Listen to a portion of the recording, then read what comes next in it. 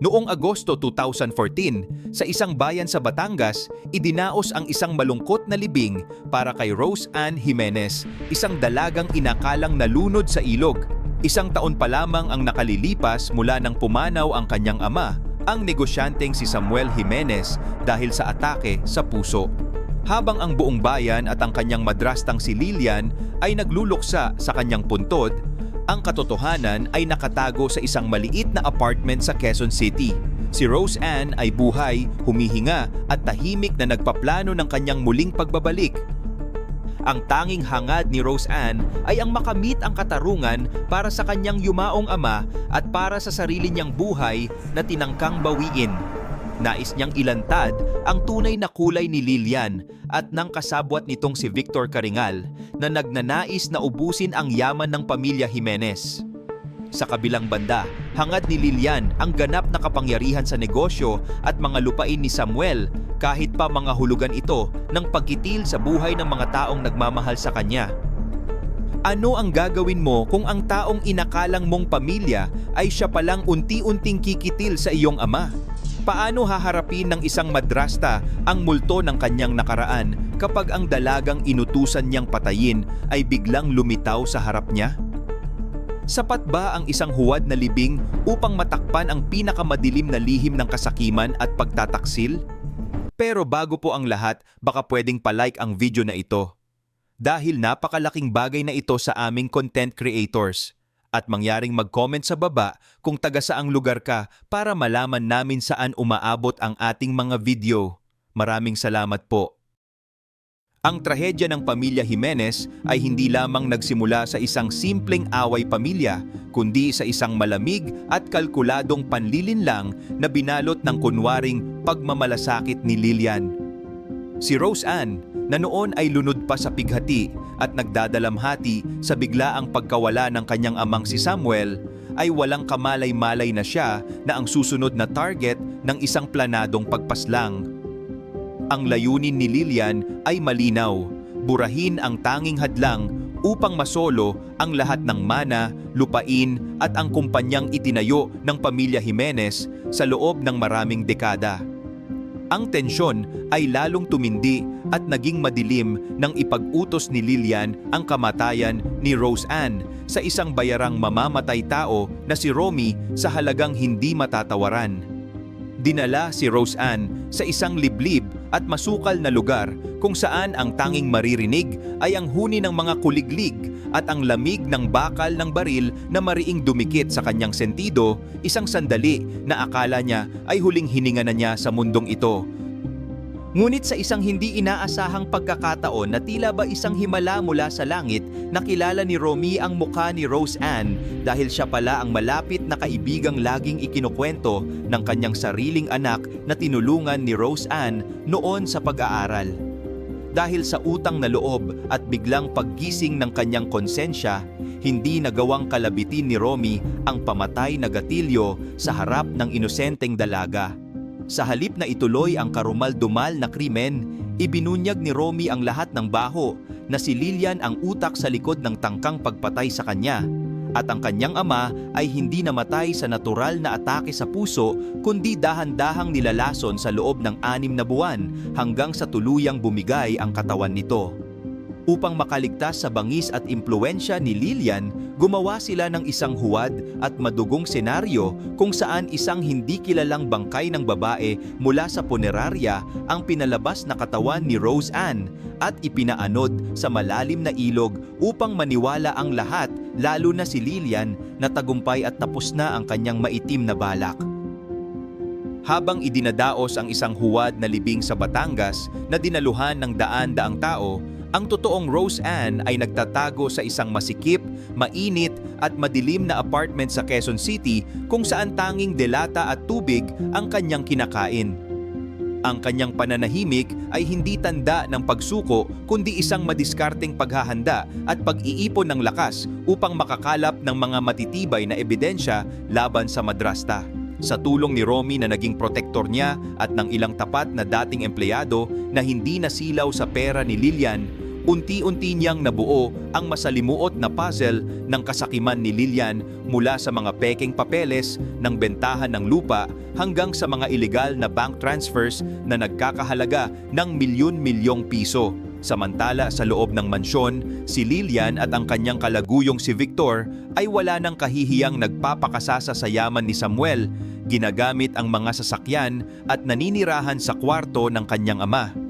Ibinebenta nila ang mga ari-arian sa murang halaga para lamang makuha ang cash habang suot ni Lilian ang maskara ng isang kawawang na ulilang biuda na humahagulgol sa harap ng media upang makuha ang simpatya ng buong bayan.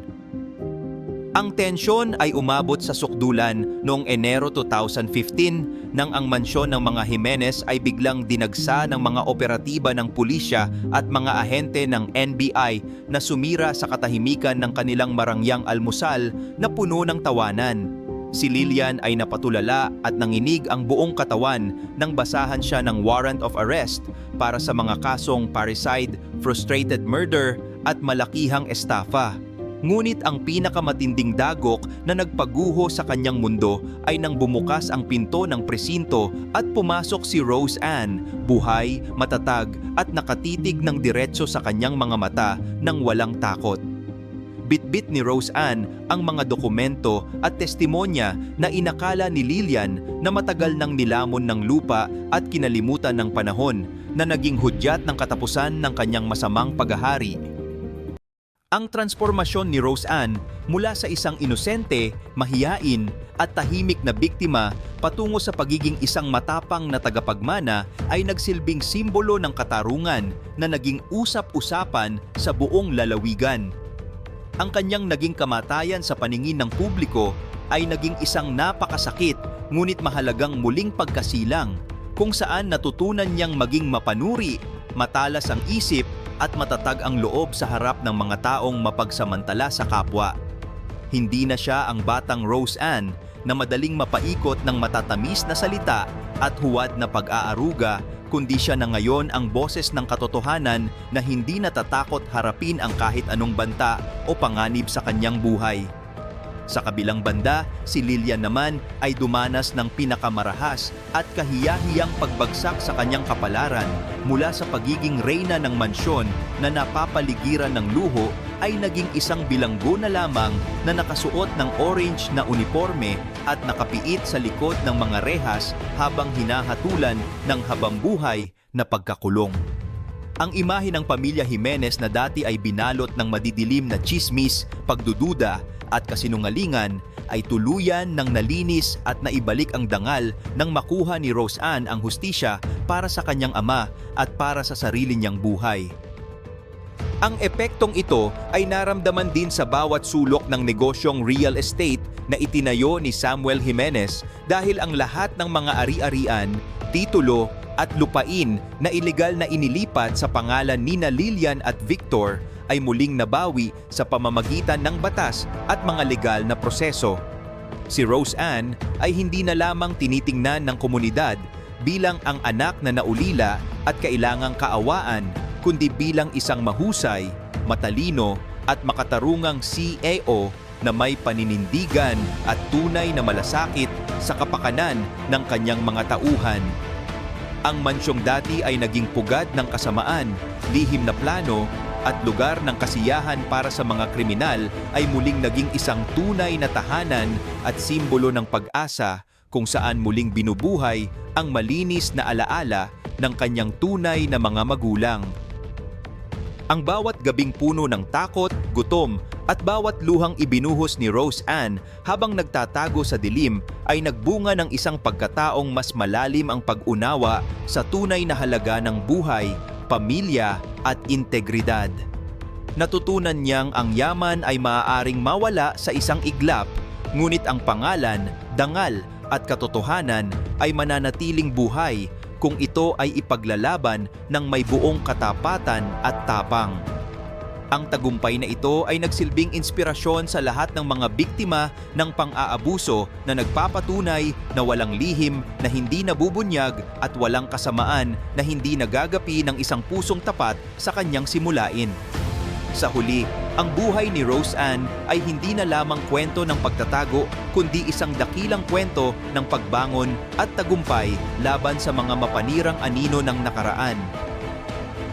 Ang kaso laban kay Lilian at Victor Caringal ay humantong sa isang pinal na hatol ng korte na nagpataw ng reclusion perpetua o habambuhay na pagkabilanggo para sa mga kasong parricide at frustrated murder.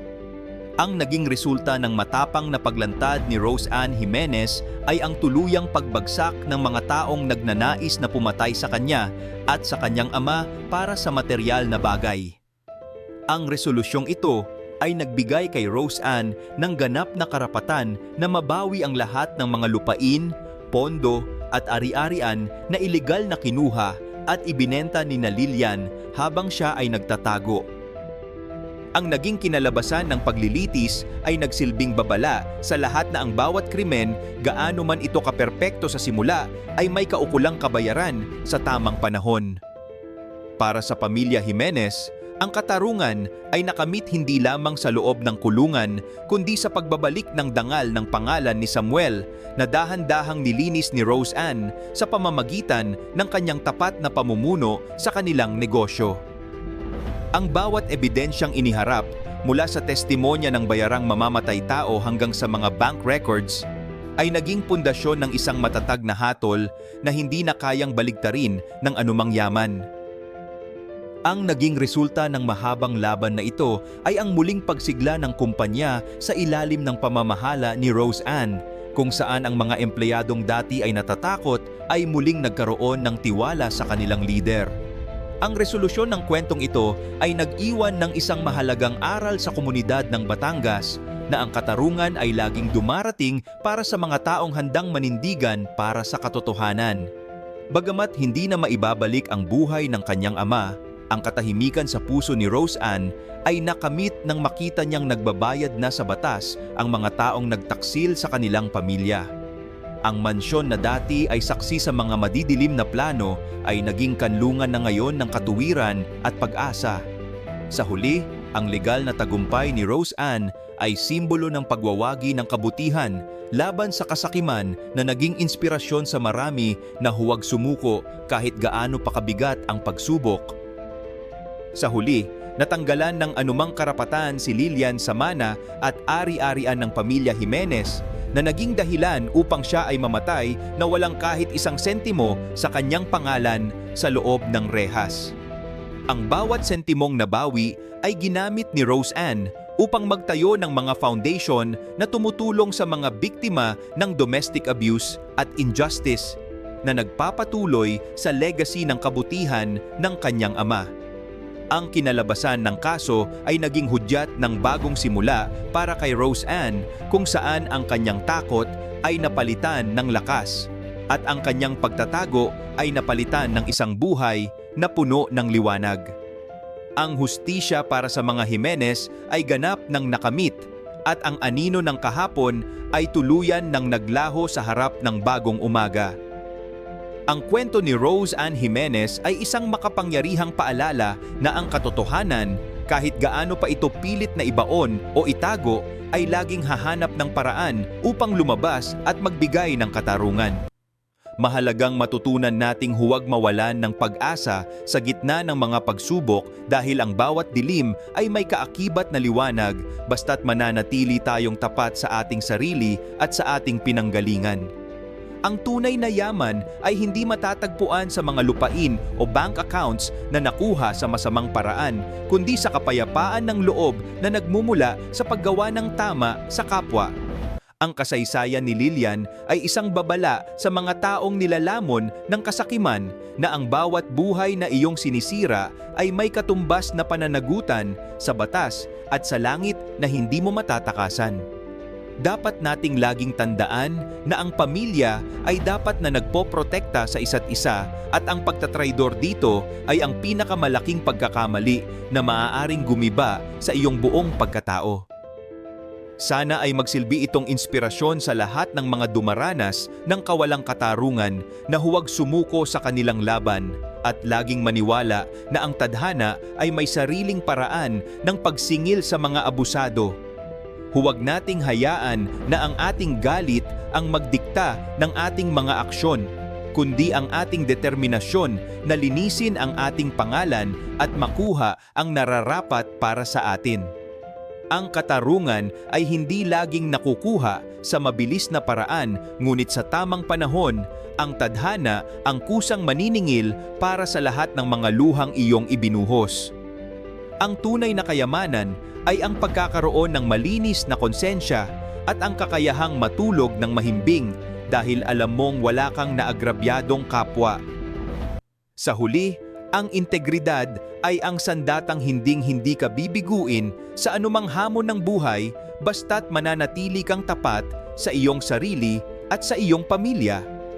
Tandaan natin na ang bawat luha ng isang tapat na tao ay may katumbas na pananagutan sa langit na walang sinumang makakatakas.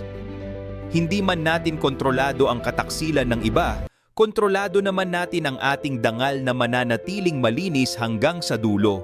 Sa huli, ang pinakamalaking tagumpay ay ang makitang lumalaking maayos ang iyong buhay sa kabila ng bagyong sumira sa iyong tahanan.